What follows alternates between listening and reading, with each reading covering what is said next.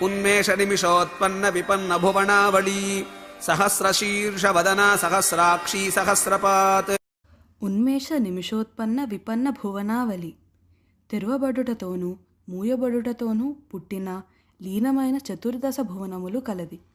అమ్మవారి కనురెప్పలు తెరుచుకోవడం చతుర్దశ భువనాలు ఉత్పత్తికి, కనురెప్పల మూసుకోవడం వాటి లయానికి కారణమవుతాయి.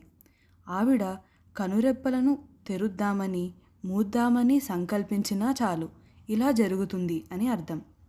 బ్రహ్మాండాలను సృష్టించడానికి, లయము చేసుకోవడానికి అమ్మవారికి రెప్పపాటు కాలం చాలు అని కూడా అర్థం. ఉన్మేషం అంటే మేషరాశితో ప్రారంభించి నీ మేషం అంటే మేషం దగ్గరకొచ్చి అయిపోవడం అని అర్థం చేసుకుంటే ఈ రెండు స్థితులకు మధ్యన చిట్ట చివరగా ఉండే మీనరాశి అనగా జలరాశి వస్తుంది. మీనం అంటే మత్స్యం అంటే సృష్టి ప్రళయాల మధ్య మీనరాశికి సంబంధించిన కథ మత్స్యావతారము ఉంటుంది అని అర్థం. సహస్ర శీర్షవదన 1000 లేదా అనంతమైన శిరస్సులతో ముఖములు కలది.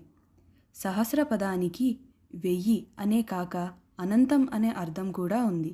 కాబట్టి అమ్మవారికి 1000 తలలు 1000 ముఖాలు ఉంటాయని పైకి అర్థమైన అనంతమైన తలలు అనంతమైన ముఖాలు కలది అని అర్థం చెప్పుకోవాలి.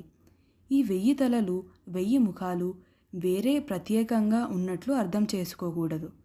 విశ్వంలో ఉన్న అనంతమైన జీవుల తలలన్నీ అమ్మవారి తలలుగాను, ముఖాలన్నీ అమ్మవారి ముఖాలుగాను ధ్యానించి దర్శించాలి.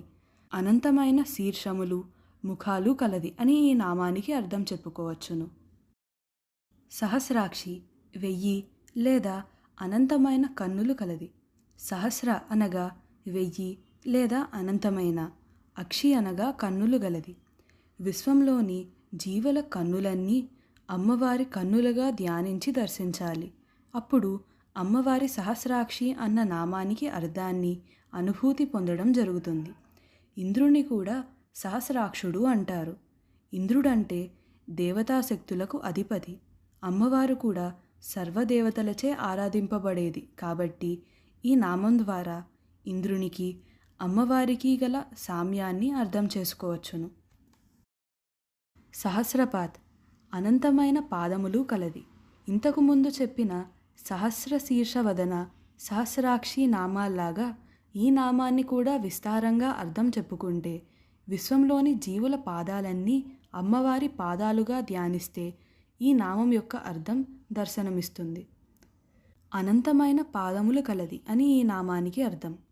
సహస్ర శీర్షవదన సహస్రాక్షి సహస్రపాత్ అనే ఈ 3 నామాలు విష్ణు సహస్రనామాల్లోనూ శివ సహస్రనామాల్లో కూడా వస్తాయి. ఈ ముగ్గురికి ఉన్న ఈ 3 నామాలను బట్టి విశ్వానికి అధినాథుడైన పరబ్రహ్మగా చెప్పబడే ఒకే ఒక దేవుని యొక్క 3 రూపాలే ఈ ముగ్గురువి అని తెలుస్తుంది. उन्मेषनिमिषोत्पन्न विपन्न भुवनावली सहस्रशीर्षवदना सहस्राक्षी सहस्रपात्।